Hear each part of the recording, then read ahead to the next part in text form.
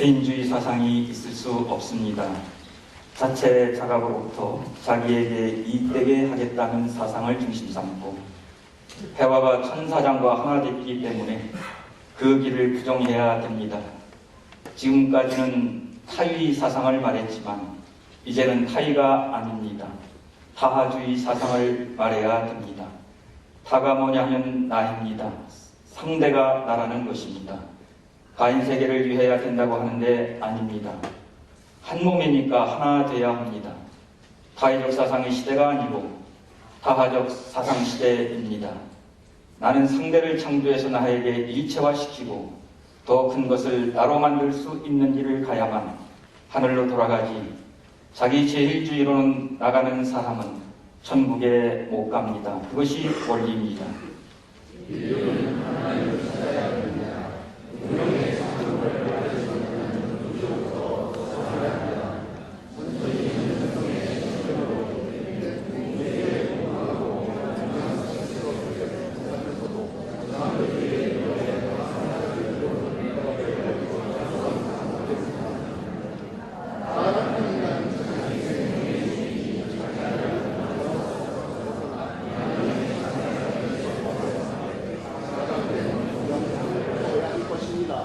타락성에 대한 자각, 타락의 한에 대한 자각을 해야 됩니다. 에베소는 또나 눈물을 흘린 아담 헤아를 생각해 보십시오. 그것을 회상하는 것입니다.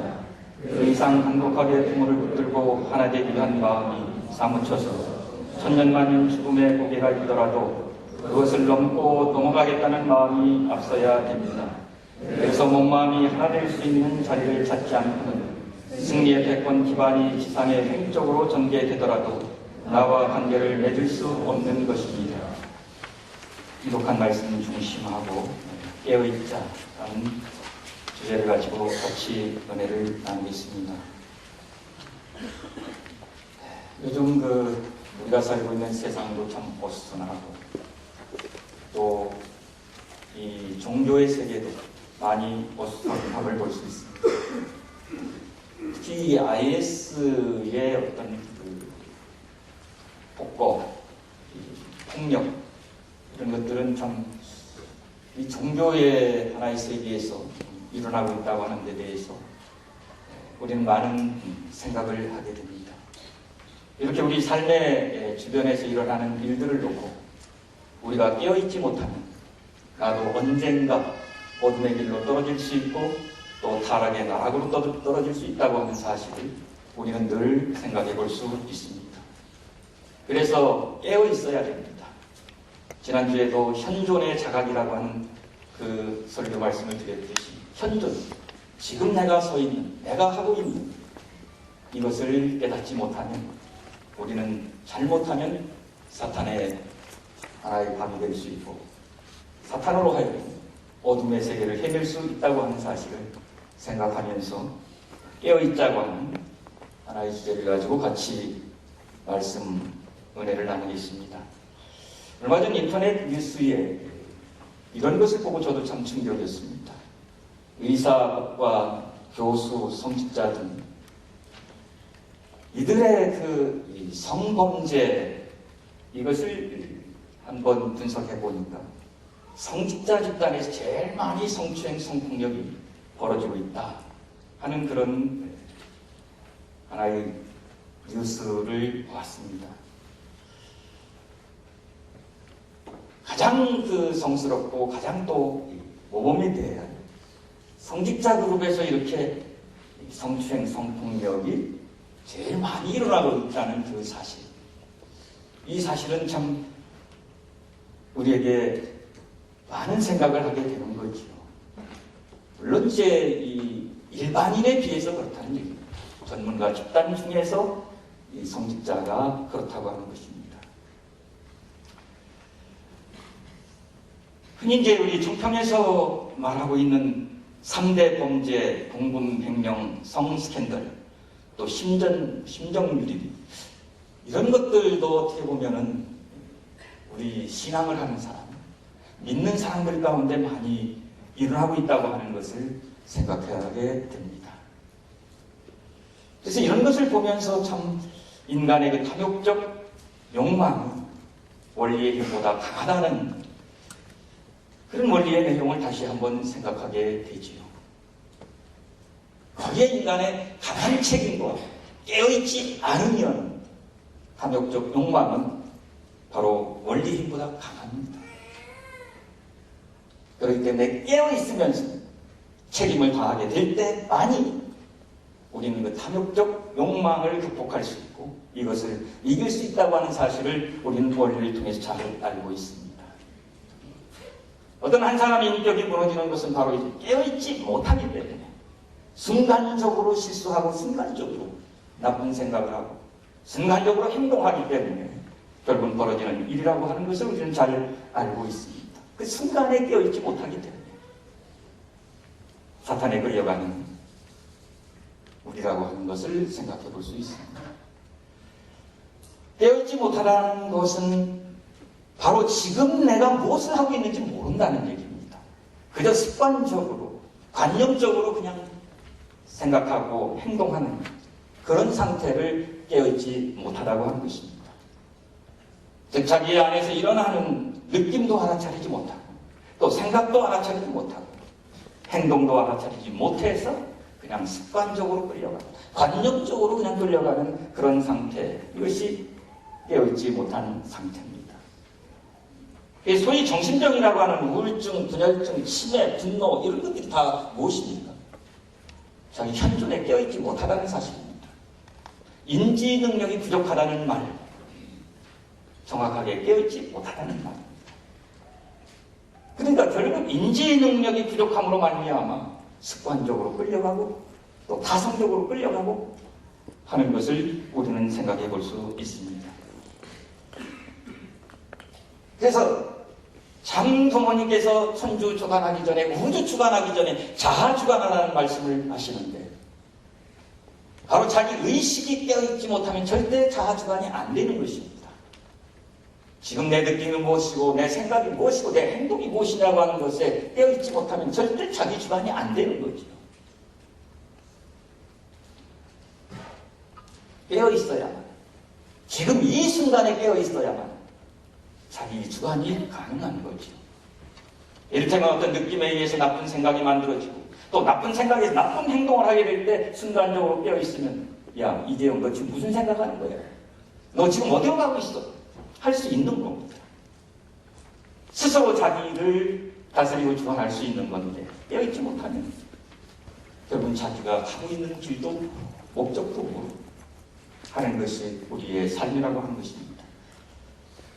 그래서 의식이 깨어있지 못한 상태, 이 상태를 무지에 떨어졌다, 또 무명에 떨어졌다 이렇게 얘기하고 있죠. 무지와 무명이라고 하는 것은 내가 진리나 법과 또 원리를 알면서도 내 삶에서는 실천하지 못하는 이걸 무지, 무명에 떨어졌다고 하는 것입니다. 한마디로 말씀이 원리가 내 안에 살아있지 않다고 하는 것이죠. 어리석은 상태에 있다고 하는 것입니다.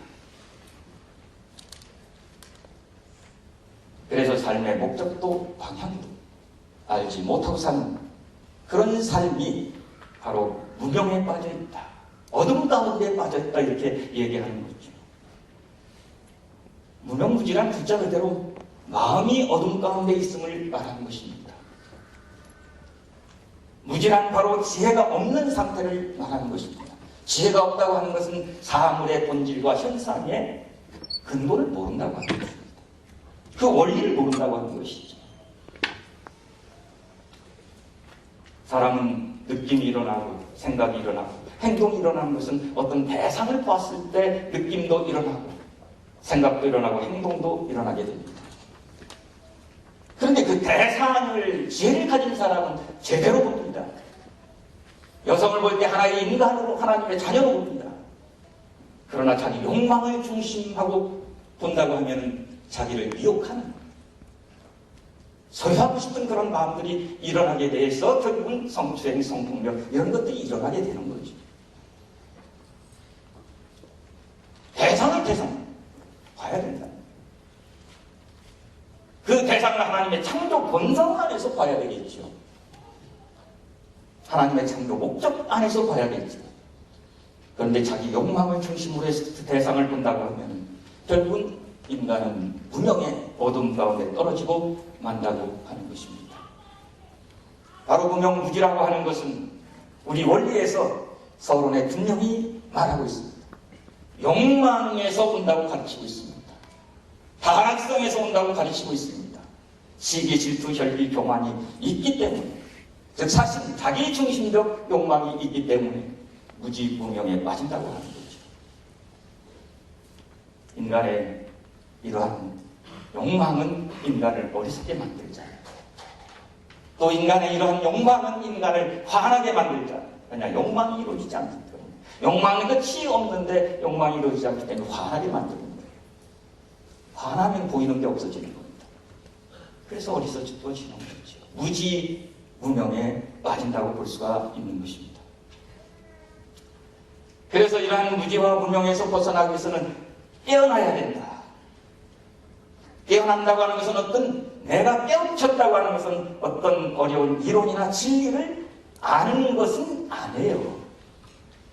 내가 깨어있다고 하는 것은 그러한 진리나 또 원리나 이것을 내가 실천할 때 깨어있는 것이지 그것을 안다고 해서 깨어있는 것은 아니라는 거예요. 아는 것, 생각대로 행동 따로 사는 인간이 되어버릴 수밖에 없는 겁니다.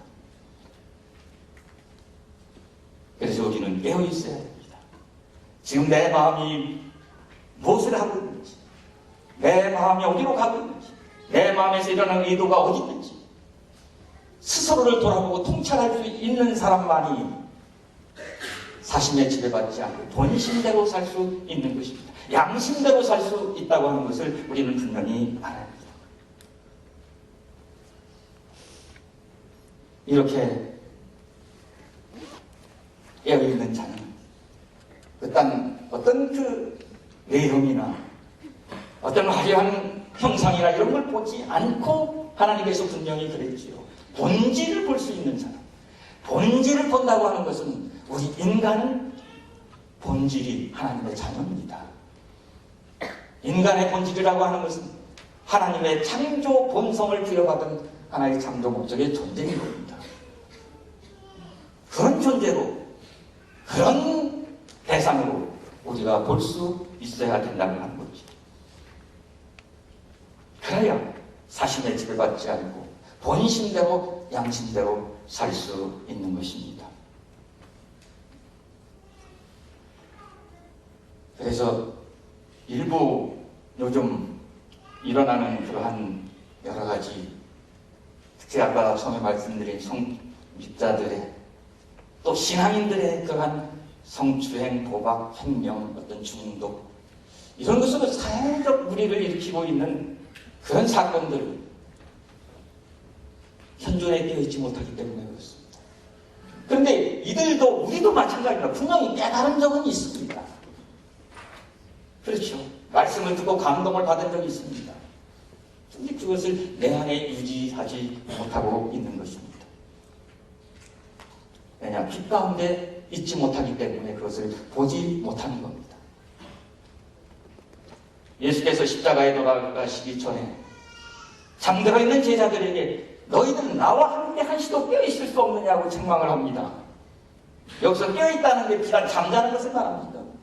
잠잔다고 하는 것은 의식이 깨어있지 않은 상태입니다. 지금은 어떤 때인데 어느 지금 순간인데 십자가의 고난을 놓고 사생결단하는 그런 순간에 잠자고 있다고 합니다. 깨어있지 못하고 있습니다. 그 예수님은 책망합니다. 나에게 이 한순간도 같이 깨어있지 못하느냐고 하는 말씀을 합니다. 사생결단, 전력투호를 말씀하시는 참 부모님의 그 말씀 내 가슴을 울리고 내 심정을 울립니다. 그냥 늘 하시는 말씀이겠지 한다면 나는 깨어있지 못한 자입니다. 내 심정을 울릴 수 있어야 됩니다. 그래서 깨어있다고 하는 것은 나에 대해서 깨어있지만 내 자신을 볼 수 있고 내 자신을 들여볼 수 있는 나를 이끌어가는 자가 깨어있는 자지만 가장 궁극적인 깨달음이요 깨어있음은 지금 내 모든 것을 하나님이 보시고 계시다. 참 부모님이 보고 계시다고 하는 것을 깨닫는 자는 결코 타락의 길로, 결코 악업을 쌓는 그런 길로 가지 않습니다. 내 지금 모든 하고 있는 행동이나 내가 하고 있는 모든 것이 다 지금 하나님이 보고 계시다. 참 부모님께서 보고 계시다고 하는 그런 자각 속에 사는 자는 분명한 깨어있는 자가 될 수 있어요. 하나님이 오시고 참 부모님이 보시는데 어찌 내가 하나님이 눈을 감아야 되는 그런 일을 할 수 있습니까? 하나님을 걱정시키고 염려하는 그런 일을 할 수 있습니까? 하나님이 내 안에서 떠나고 싶은 그런 하나님이 되어서는 안 된다고 합니다. 그렇기 때문에 하나님은 보고 계시다. 하나님은 알고 계시다. 여기에 우리는 깨어 있어야 한다고 하는 것을 분명히 생각해 볼 수 있습니다. 그러면 항상 깨어 있으려면 어떻게 해야 됩니까? 항상 깨어 있습니다. 하나님이 나와 함께 하시고 계시다. 내 안에 계시다. 나와 동행하신다고 하는 철저한 자각이 있어야만 우리는 깨어 있을 수 있습니다. 그렇기 때문에 성경에 보면 예수께서 마음이 청결한 자는 복이 있나니 저희가 하나님을 볼 것이라고 했어요. 마음이 청결한 자는 하나님을 볼 것이다. 나의 안에 계시고 나와 함께 하시고 나와 동행하시는 하나님을 볼 수 있다고 하는 거예요. 깨어있기 위해서는 마음이 청결해야 됩니다. 마음이 순결해야 됩니다. 마음이 순수해야 됩니다. 물이 맑아야 물의 바닥이 보이듯이 마음이 맑아야 내 마음의 가장 심층에 계신 하나님의 신성을 내가 만날 수 있고 내가 볼 수 있다고 합니다. 그것을 아는 자가 어떻게 하나님이 외면한 행동을 할 수 있느냐고 하는 것입니다. 둘째로 내가 깨어있습니다. 깨어있기를 유지하려면 말씀 안에 살아야 합니다. 말씀이 바로 내 무명을 밝히는 빛이 되는 거예요. 내 안을 밝히는 빛이 됩니다. 내 삶을 인도하는 빛이 되는 것입니다. 그래서 서울대학교 교문의 교시에 뭐라고 되어 있습니다. 진리는 나의 빛. 말씀 안에 있는 자, 진리를 아는 자는 바로 빛이 나를 인도한다는 거예요.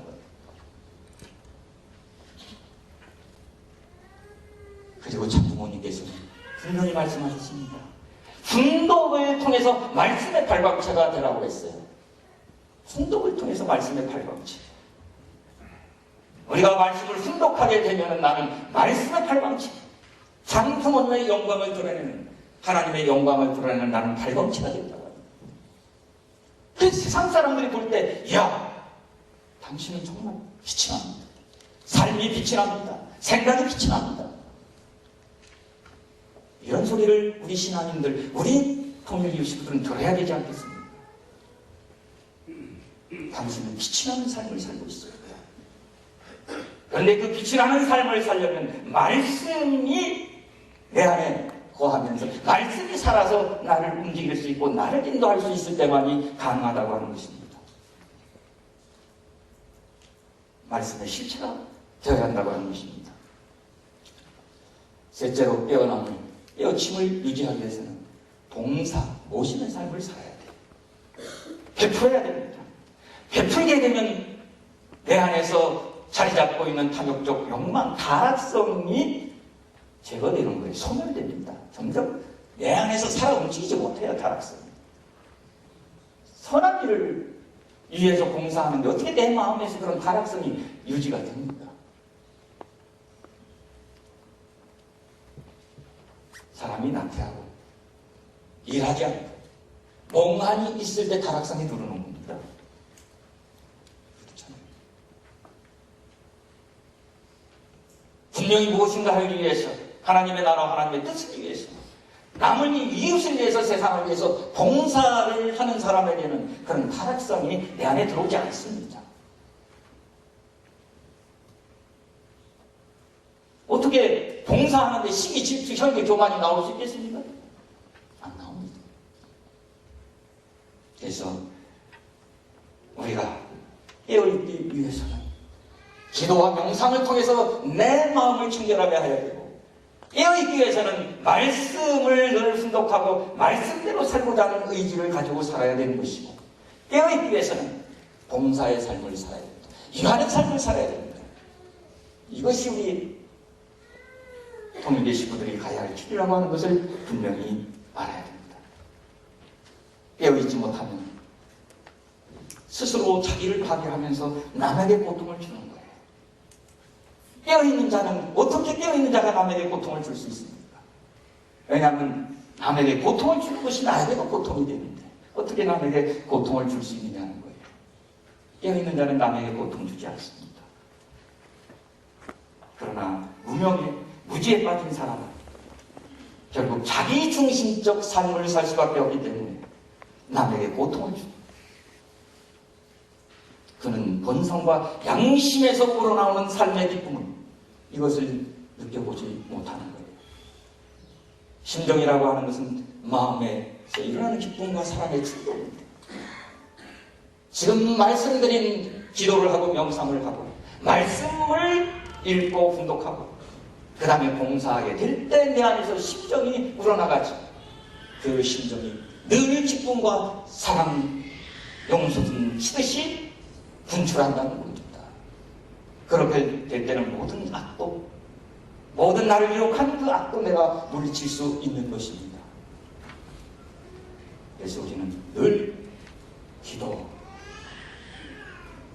마귀의 유혹을 받지 않기 위해서 기도하십시오. 그리고 늘 말씀을 무기로 삼아 말씀의 갑옷을 입고 사십시오. 그리고 늘 깨어서 이웃을 위하고 세상을 위하는 우리가 되시기를 바라겠습니다.